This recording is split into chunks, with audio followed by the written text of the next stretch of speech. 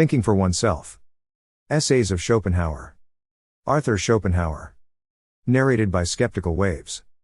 The largest library in disorder is not so useful as a smaller but orderly one, in the same way the greatest amount of knowledge, if it has not been worked out in one's own mind, is of less value than a much smaller amount that has been fully considered.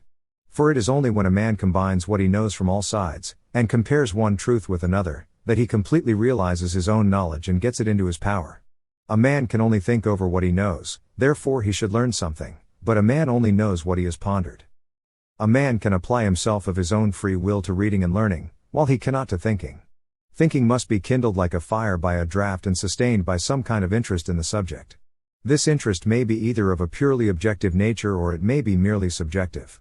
The latter exists in matters concerning us personally, but objective interest is only to be found in heads that think by nature, and to whom thinking is as natural as breathing, but they are very rare. This is why there is so little of it in most men of learning. The difference between the effect that thinking for oneself and that reading has on the mind is incredibly great, hence it is continually developing that original difference in minds which induces one man to think and another to read.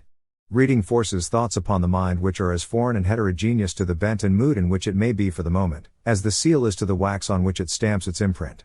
The mind thus suffers total compulsion from without, it is first this and first that to think about, for which it has at the time neither instinct nor liking.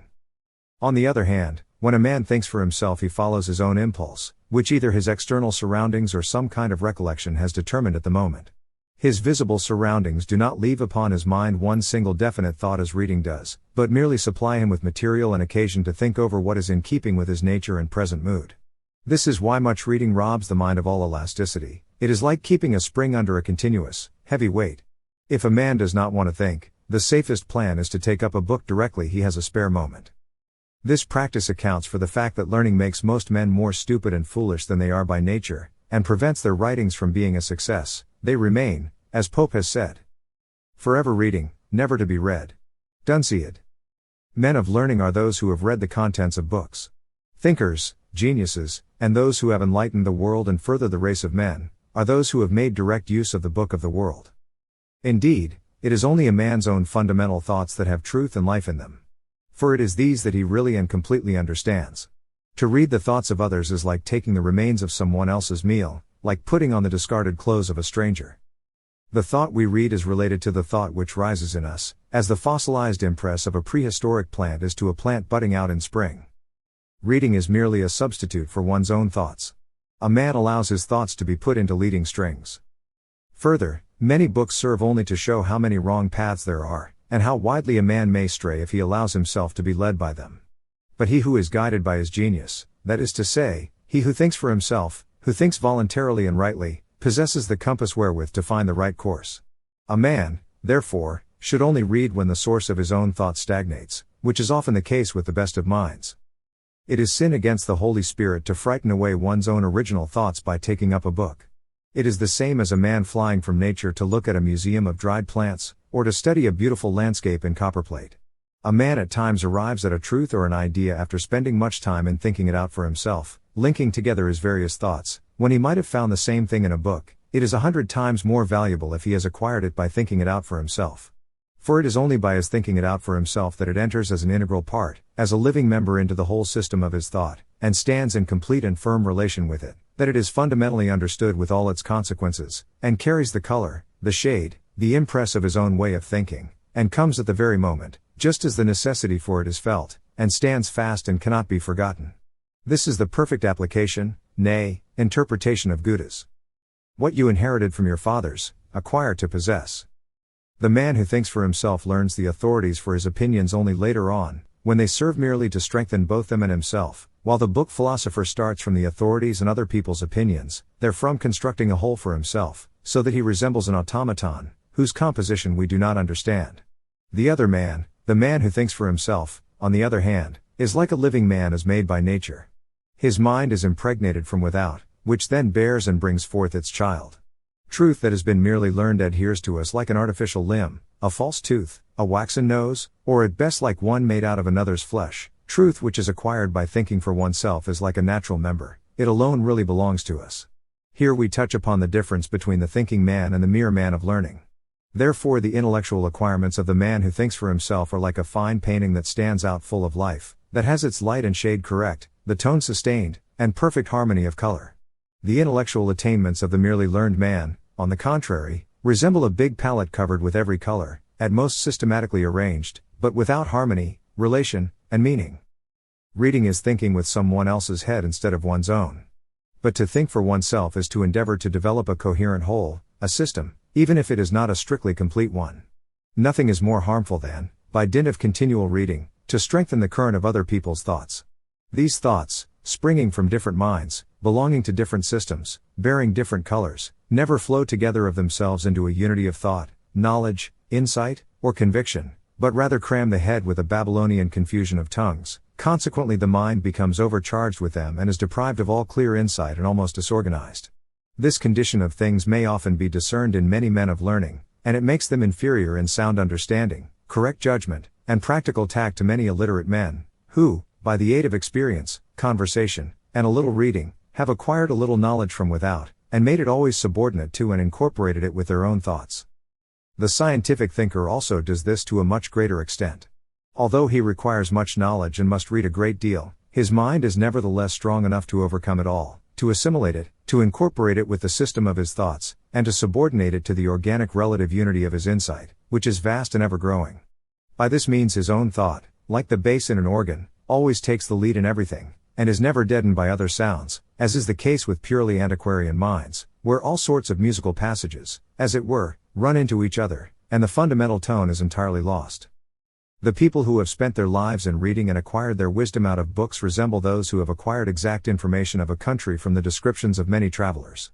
These people can relate a great deal about many things, but at heart they have no connected, clear, sound knowledge of the condition of the country. While those who have spent their life in thinking are like the people who have been to that country themselves, they alone really know what it is they are saying, know the subject in its entirety, and are quite at home in it. The ordinary book philosopher stands in the same relation to a man who thinks for himself as an eyewitness does to the historian. He speaks from his own direct comprehension of the subject.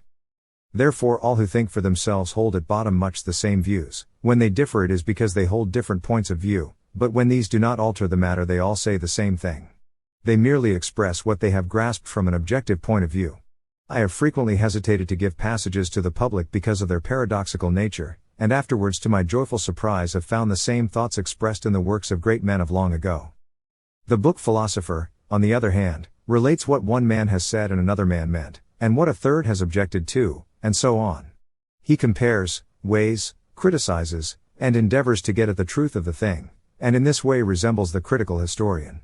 For instance, he will try to find out whether Leibniz was not for some time in his life a follower of Spinoza, etc. The curious student will find striking examples of what I mean in Herbart's analytical elucidation of morality and natural right, and in his letters on freedom. It surprises us that such a man should give himself so much trouble, for it is evident that if he had fixed his attention on the matter he would soon have attained his object by thinking a little for himself. But there is a small difficulty to overcome. A thing of this kind does not depend upon our own will. One can sit down at any time and read, but not think. It is with thoughts as with men. We cannot always summon them at pleasure, but must wait until they come. Thought about a subject must come of its own accord by a happy and harmonious union of external motive with mental temper and application, and it is precisely that which never seems to come to these people. One has an illustration of this in matters that concern our personal interest. If we have to come to a decision on a thing of this kind we cannot sit down at any particular moment and thrash out the reasons and arrive at a decision, for often at such a time our thoughts cannot be fixed, but will wander off to other things. A dislike to the subject is sometimes responsible for this.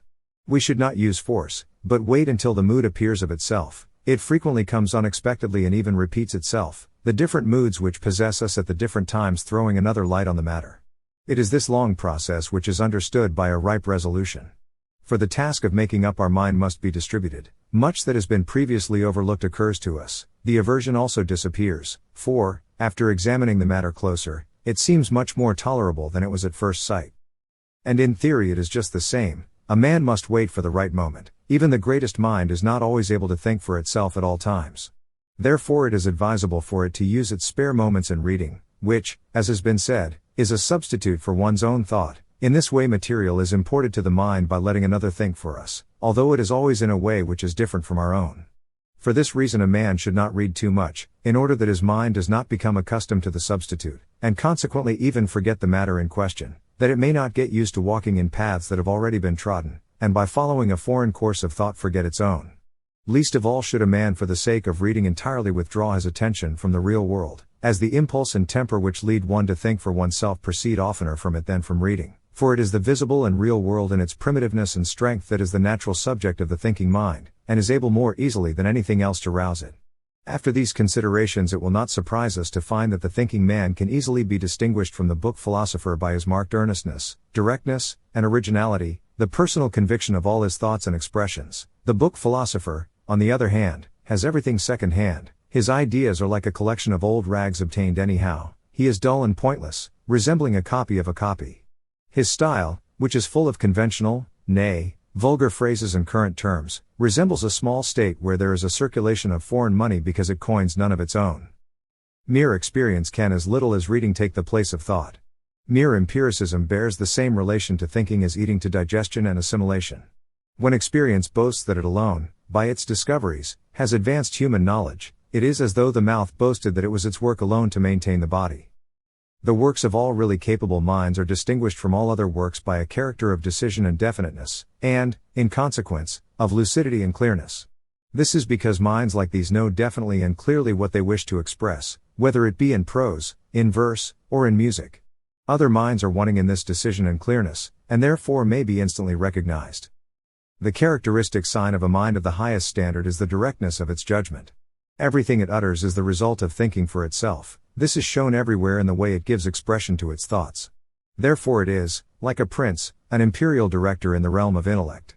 All other minds are mere delegates, as may be seen by their style, which has no stamp of its own. Hence every true thinker for himself is so far like a monarch, he is absolute, and recognizes nobody above him. His judgments, like the decrees of a monarch, spring from his own sovereign power and proceed directly from himself. He takes as little notice of authority as a monarch does of a command. Nothing is valid unless he has himself authorized it. On the other hand, those of vulgar minds, who are swayed by all kinds of current opinions, authorities, and prejudices, are like the people which in silence obey the law and commands.